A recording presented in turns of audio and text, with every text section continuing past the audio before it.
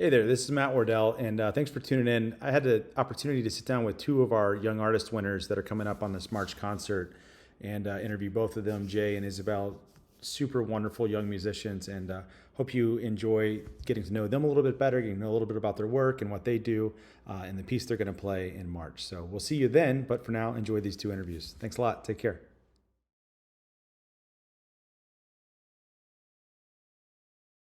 How are you? Again, I'll ask her. I'm well. I I'm just well. How I are just you? asked her off of the recording, so now I'm asking again. But anyway, okay, good. So Isabel, you won in our in the junior division of our concerto competition. How old are you? May I ask? I'm currently 17. 17. All right, cool. How long have you been playing the violin? I've been playing since, well, it depends because I feel like I'm kind of a lifetime musician in the definition of my sister, who's 5 years older than me, also Okay, played. So I played a little bit when I was really young because that's when my sister began. right. And then I don't think it worked out that well, but then I actually started when I was four, I think. So 13 years now. Wow, that's awesome. I love seeing little like 4-year-old, 3, 4, 5-year olds playing the violin. It's like just so it's so cute to me, just like seeing these little people playing the thing. What do you I know I mean you're a great player and I heard your video audition. I wasn't there the day you played your finals. I try to take myself out of that process and let the judges handle that. But I know you're a great player now. And what do you think's changed mentally about the violin as a 4 or 5-year old versus now where you're at as a 17-year old? I mean, do you look at the violin differently? Does it mean something different to you now, maybe than it did when you were younger?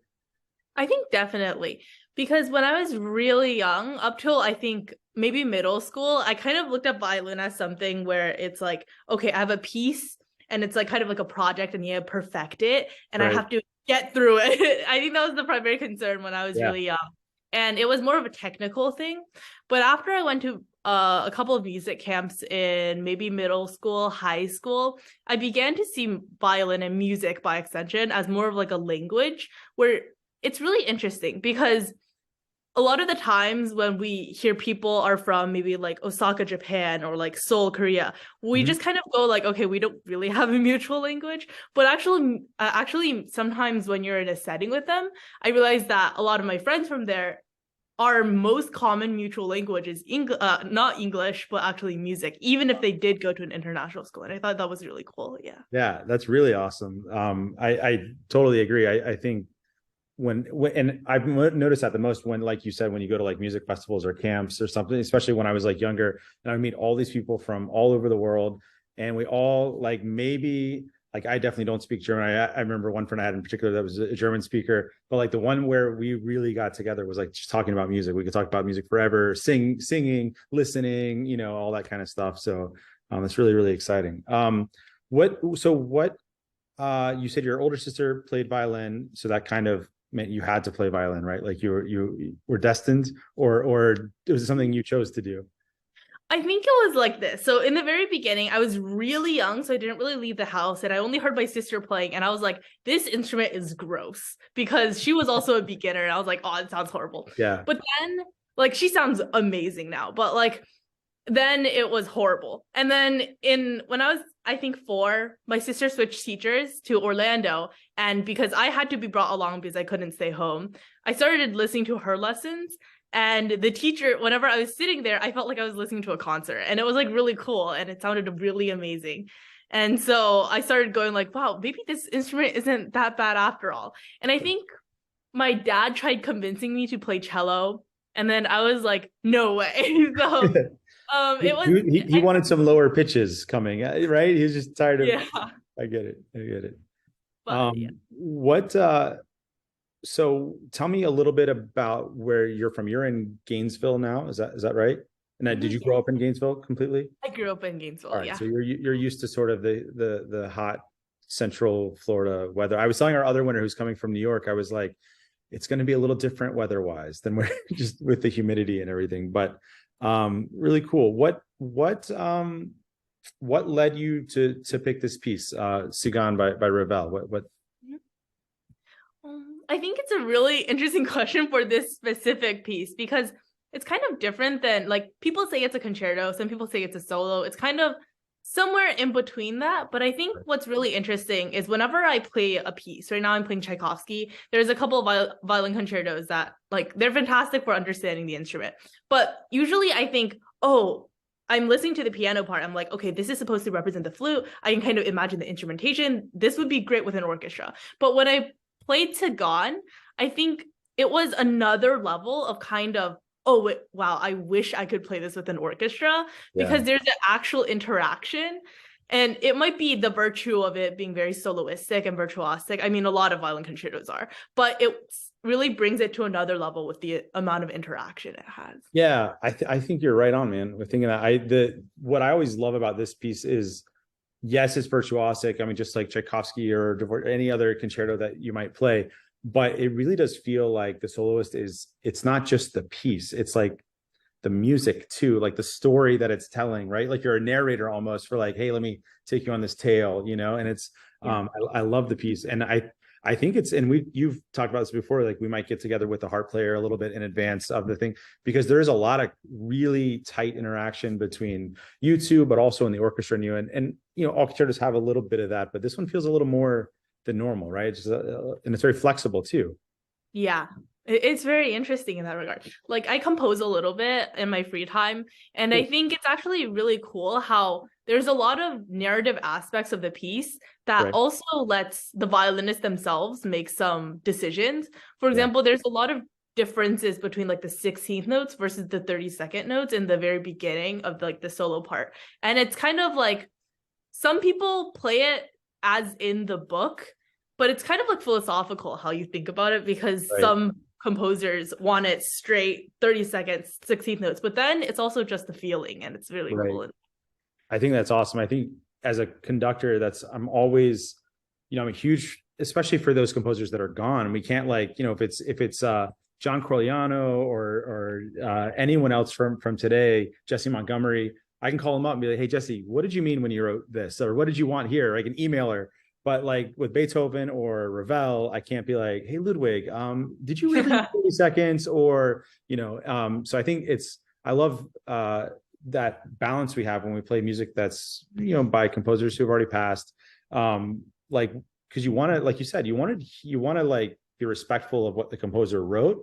But then I think you're taking it the good next step is, well, that's what he wrote in notes, and what was he trying to say narratively? Where did he want you to go, or he or she want you to go? And I think especially with Tzigane, I mean, it's like such a free piece and kind of exciting. So that makes a lot of sense. It's really cool. A little bit along the same lines, you've kind of answered it, but what are some, is that your favorite aspect of this piece, sort of just like that freedom and narrative aspect of it? I think yes, but also like kind of expanding on that kind of like narrative portion, the entire feeling of it's almost like a theater show. Yeah. Like the harmonics portraying, like some people say it's squeaky wheels while traveling in the life of a gypsy. And I thought that was just so cool. It was like, wow. Yeah. Awesome. That's really cool. What I love I know this piece was originally written for piano and violin, and then Ravel orchestrated it. And there's really not a better orchestra. I mean, well, I'm sure there are very good orchestrators, but Ravel is one of the best, right? About finding these really cool sounds. And I think this piece really kind of explores that, not just with the orchestra, but also with the violin, like you said, the harmonics and the funny pizzes and like all the different stuff that you get to play with. So so I know this piece has a lot of like, I'm a percussionist. So anything that I don't hit is a little bit foreign to me, right? So like, but I know there's a lot of extended technique in what you're doing, right? Did you have to learn anything specifically for this piece that you hadn't encountered before? Any technique or anything funny or anything like that? I think it was kind of the getting really familiar with it, because in the past I had played Sarasate Zigeunerweisen. Oh yeah, which does have weeks ago. Yeah, sorry.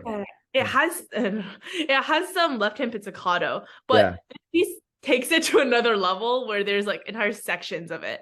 And I think it was an entire task to really learn how to really get it under the fingers and not be okay, this happens maybe twice in the piece. Right. And then but actually, wow, I have to be really, really solid with this. So it's like the difference between learning like where's the library in Spanish versus actually conversing with someone in Spanish, right? Like for everyone, these left-hand pizzicatos that don't know, it's where, so you'll here's your string, you'll you'll put your first finger on a note that you want to hear, and then you'll use another finger to pluck that string, right? But all with your left hand, which Yeah. is it's crazy thing to hear and see. When we did Tzigane a couple weeks ago with Stuart, I just loved like that whole section towards the end. I'm just like I'm conducting, but I'm just really just like watching him going all this stuff coming out of one hand. It's like really cool. So, anyways, I think the audience really will have something to look forward to in watching that. What you talk about music as a universal language and everything like that. What do you think? About the trends of classical music right now? Like we're still playing a lot of really like older music, right? This art form is about 400 years old, at least with the orchestra and what we do. And then there's newer music coming up, and I feel like we're playing more music that by living composers, more music by underrepresented composers, people of color, women. Do you see that like in your training? Are you seeing that like more pieces available to you that you're excited about, or are you just focused on and playing whatever's there? Mm-hmm. So I think this might also be virtue of me talking with my composition teacher, because he's always saying you should try like new music. Right. But Yeah. I've definitely been seeing a lot more of it, and in my orchestra repertoire as well. We played Rainbow Body by Leonidas as well. Is that Christopher Theon? I can't remember his name. Leonidas, yeah. That's right. Yeah. And then we also played Jesse Montgomery, Starburst. Oh yeah, we did that. That's a cool piece, right? Yeah, it's a really wonderful piece. But it's fun. Sorry.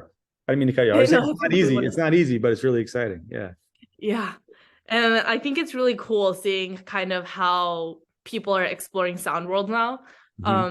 Because I guess our classical like Western notation and the way that we see music is maybe just one of like millions or billions of sound worlds out there. And I think it's just really great how everybody's kind of stepping into this new comfort zone almost. Yeah. And it's I think you hit it on the head, like the way, we're 400 years old or more in sort of this art form, but I think classical music, and for good reasons, we've been really introspective about it lately, but I think classical music has always been something that's been influenced by outside cultures, and now we're finally getting to the point where it's not like a gimmick that Beethoven would use, like the Turkish, tambourine thing in the Ninth Symphony. It's actually we're using and utilizing these sounds in a really cool way to say stories, right? And to sort of explain points of view. So it's really exciting. I know for me, and I love learning new music, so it's always kind of exciting, but it's cool to hear that from someone young that you're seeing it too. It's awesome. What do you do when you're not doing music? Do you have any time? Or are you always I think a lot of what I do in the weekends, which is like primarily where all my free time is right. Every Saturday, if I'm not in a rehearsal or if I'm not playing a concert or something, probably doing a speech and debate tournament, which I think kind of goes hand in hand with music, because although it seems very different, it's both about like communication, and we're learning about stories of people from now. Rather in music, we hear about stories, yes, in modern composing like now, but also like in Sibelius Violin Concerto, like wars, like that. It's really amazing. Yeah. That's awesome. What I feel like music is always sort of a debate, like especially with the concerto, right? It's like you have a vision of what you want to say. The composer had their vision. The conductor will have their vision. The orchestra has their vision, and then we're all kind of finding that middle ground and debating a little bit. And then hopefully the concert is kind of like a unified voice. But that's really cool. I never got to do speech and debate when I was always in band stuff, because I was a percussionist in band. And then a little bit of a few other things, but I never got to do debate. So I'm always like, I love seeing that stuff on TV, because I didn't really know what it was about, So I'm always like, oh, that looks fun. But anyways, cool. What are your plans? You're 17 now. Are you a junior or a senior? I'm a senior. Okay. Yeah. What are your plans after school, after high school? I'm not too sure. I've applied to a lot of colleges in like this past application season, right? And I'm kind of just waiting for results now, just kind of sitting. Yeah. But I think I'll definitely keep music in what I do, whether as a major or definitely being in orchestras and stuff like that. Yeah.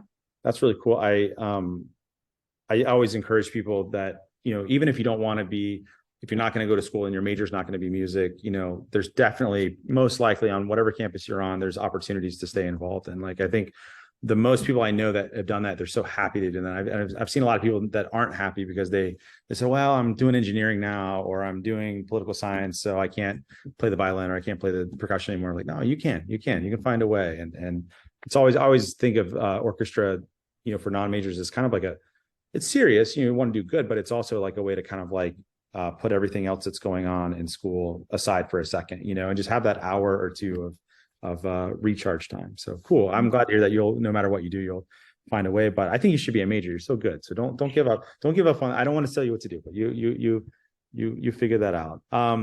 What would you say to people that are young musicians or older musicians that are just starting out?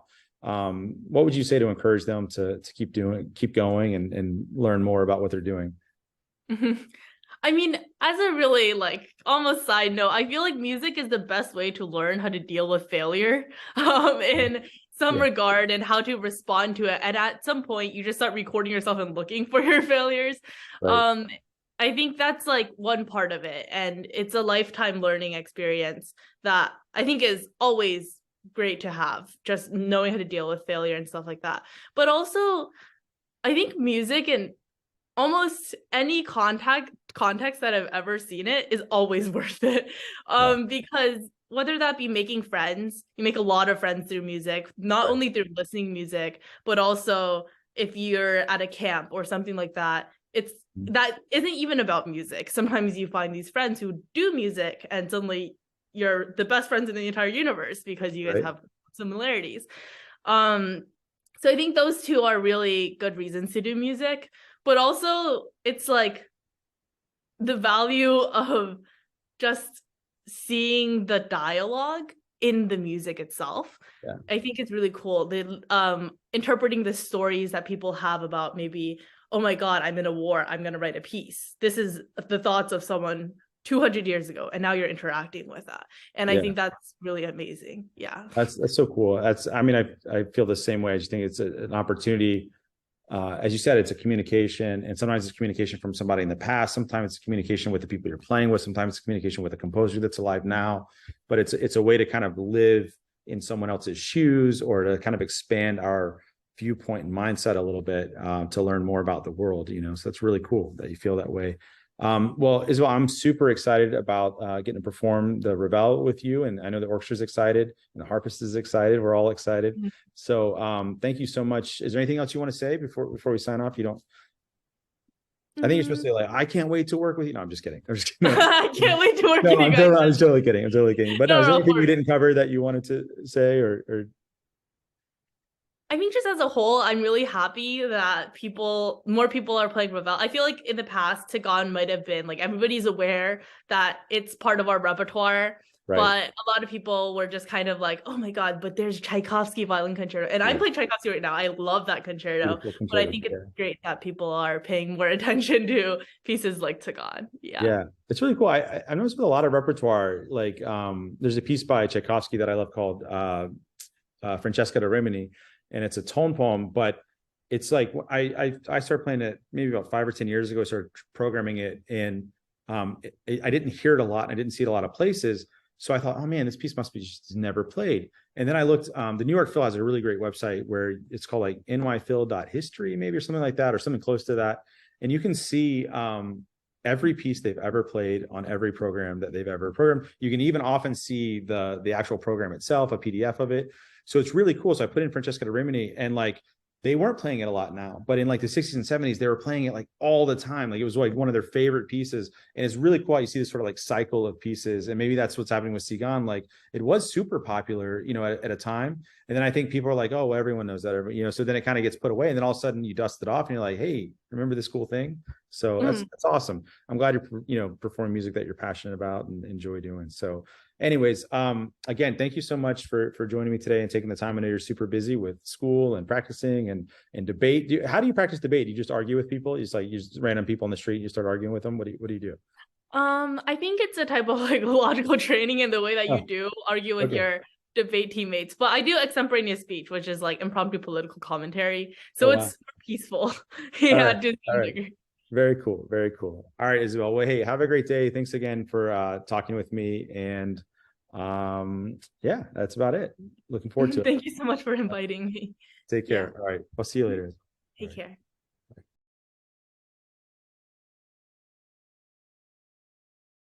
Why don't you tell us where you're from and what you're doing and where you're at and all those kind of things now? Sure thing. So my name is Jay Julio. I'm originally from New York. I was born in Uniondale, New York, which is a suburb of the city. It's about 30 minutes away. Spent some time in South Haven, Mississippi, which is a suburb of Memphis. And then I moved around a little bit until landing in New York City when I was 16. Very cool. I'm actually I grew up in Memphis a little bit too, so I know exactly what you're talking about. Oh, gotcha. Anyways, so what when did you start playing the viola throughout all that? I was 14 when I started playing viola. Among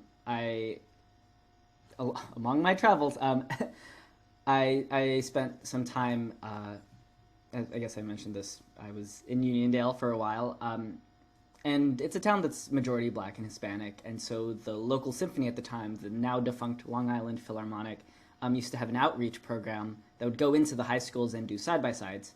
Right. One of the viola teachers at Manus Prep also performed with the LI Phil, as we called them, and she basically plucked me out of that high school and said, if you switched over to viola, since I was playing violin at the time, Right. then we could probably get you a scholarship. And so I did, and I auditioned, and I got in. And I have to tell you, just I heard your video audition. We do the round for our audience at home. We do a round of video auditions, and then we pick the finalists, and then the finalists do live.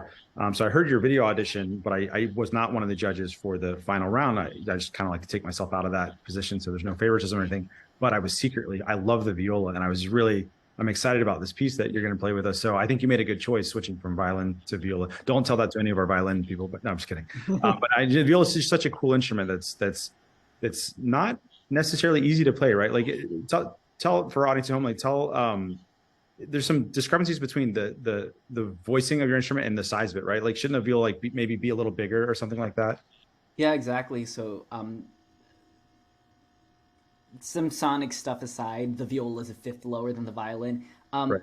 It should basically be 1.5 times the size of the violin if you just Yeah. scaled it up properly. Sure. That's not really playable. Right. And so makers make all kinds of compromises to ensure that people can play them. The typical size for a viola, you would say, is like around 16 inches. Mine is on the bigger side of that range, actually. It's 16.5 inches Cool. in body size, which means that the sound is really deep and it's really beautiful, but it's physically difficult. And Yeah. people can't tell this from just the video, but I am physically a small person. Okay. I'm like 5'5". So the big instrument, is physically taxing, but I think it's really worth it. I love the sound. Yeah, you just get a deeper feeling, more lush sound, more overtone, all those kind of things, right? Like just feels more natural. Absolutely. It feels definitely more natural. When you were asked to possibly switch to viola, there's this sort of like this misconception, I think, that like, oh, violists are like maybe a violinist that I don't want to play all of those notes or that high, so I'm going to switch to viola. But it's not really the case, right? It's just such an awesome instrument that when I think of like all the repertoire that I love from the symphonic, sort of everything that's out there, most pieces have this really cool section that the violas do something. The violas do something that's different than what everyone else is doing.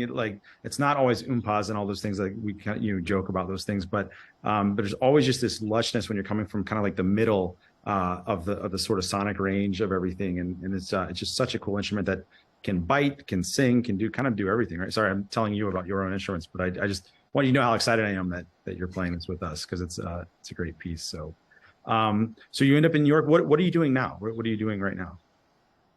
So I'm a bit on my way out of the student life into a professional career. Sure. I recently won a job with Opera Philadelphia's orchestra. I'm their Awesome. assistant principal, and that's sort of part-time work.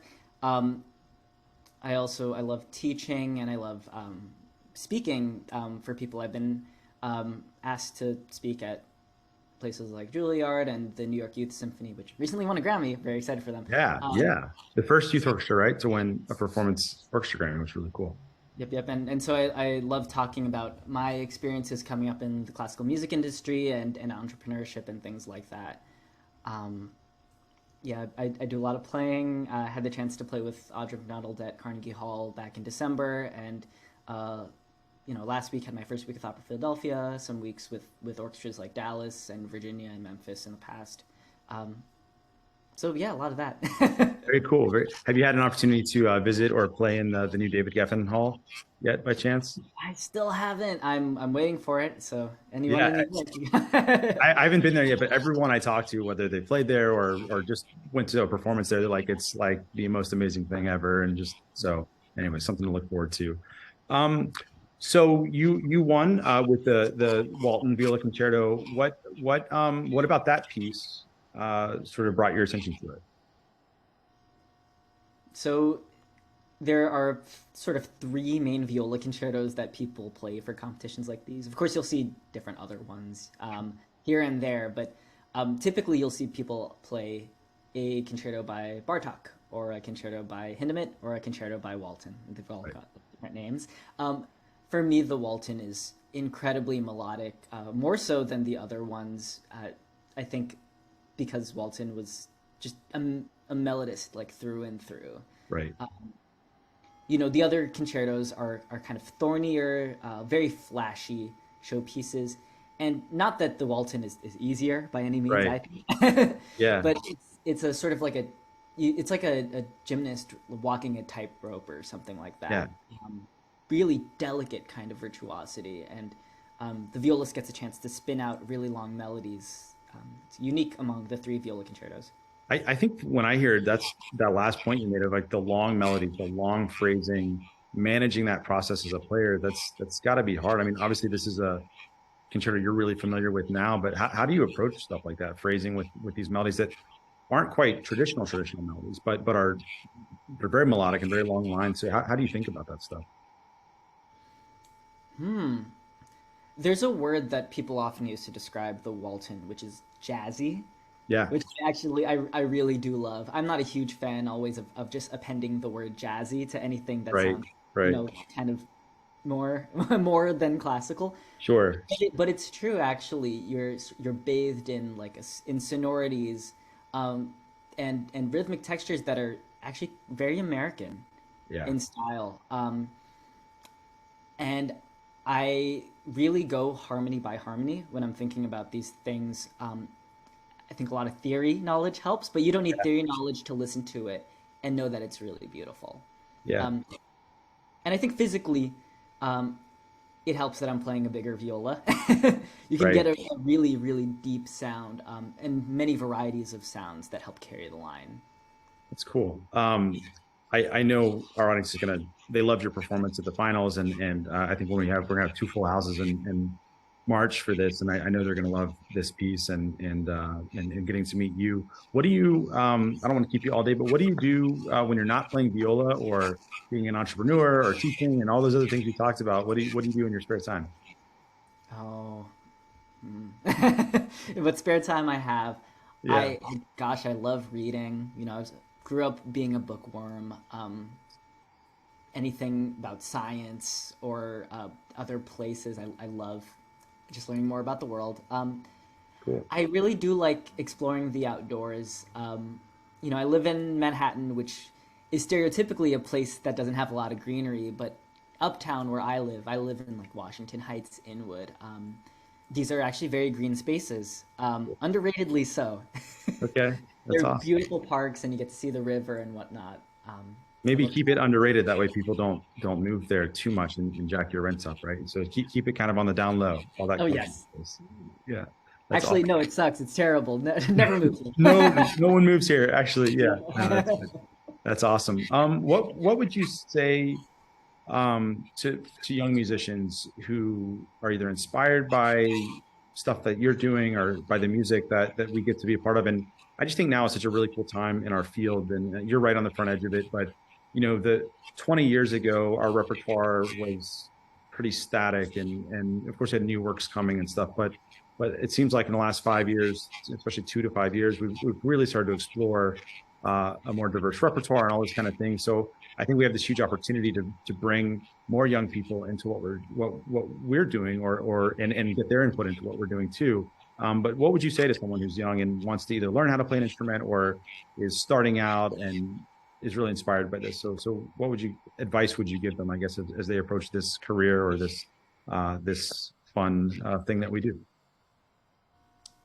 I think one of the most important things is to figure out the audiences that you want to play for. Not that it has to be just one thing, but Right. knowing sort of where you want to be of service. Because music is, of course, a lot of time solitary in a practice room, but it's kind of not the same if you're not sharing it.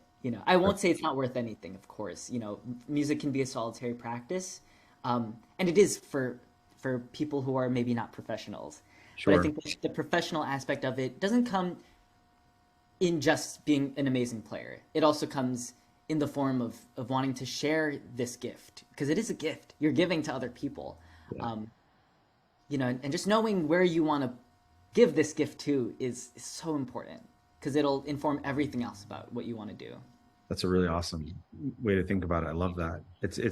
I'm all, in whether it's the entrepreneurial and business side of what I do or the musical side, I think having that, what is my goal? Like, who do I want to talk to? Who do I want to share with?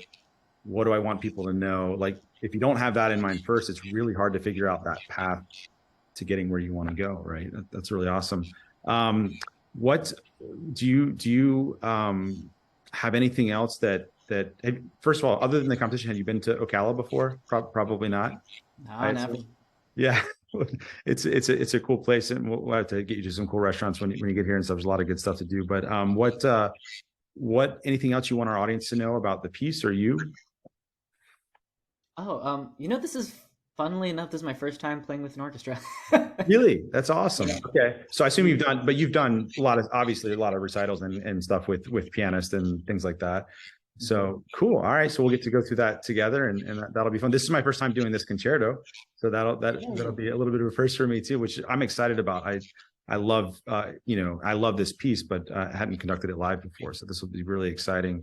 What do you think? So if this is your first time in the orchestra, what do you have any concerns or things that you like are thinking about? Like, oh man, what's this going to be like? Or Yeah. I mean, of course, one of the scariest things is just getting up on stage and knowing that everyone in the orchestra is at that same level that everyone has played the piece before.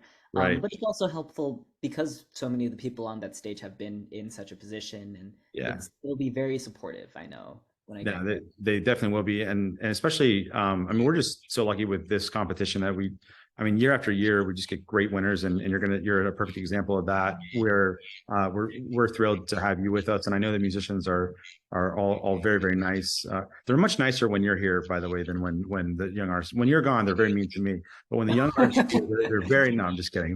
It's a great group, and we're kind of a family, so I know they're excited to have you with us. You talked about being nervous on stage. Are you in real life? Are you an introverted person or an extroverted person? Hmm. Pretty extroverted, I think. Okay. I like my time away, but when I'm in front of audiences, I definitely bloom. Yeah, I was talking to somebody the other day about that. I'm very introverted, but when I tell some audience members that or something like that, they're like, "What are you talking about? You're in front of all these people all the time." I'm like, to me, it's different when we're on stage, and you get so much pleasure out of giving to the audiences, which is what you talked about a second ago. That it almost helps me overcome my introversion. But then when the concert's over, if I could build like a little tunnel from the podium to my car, just because I'm so shy, like that would be great, But anyway, so it's really fun to talk to different people in music, and because I think we have introverts, we have extroverts, we have people that are a mixture of both and all those kind of things. So it's cool to hear that you're kind of extroverted in real life, and your job mimics that, I guess. So that's cool. But anyways, Jay, thanks so much for taking a few minutes, and I know our audience is going to be really excited to meet you in person. You seem like a really great guy, and I, like I said, I saw your video audition and heard so many great things about the in-person audition. So I'm really excited to perform with you, and I think we'll have a great time. So Thank you so much. Really appreciate it. you got it.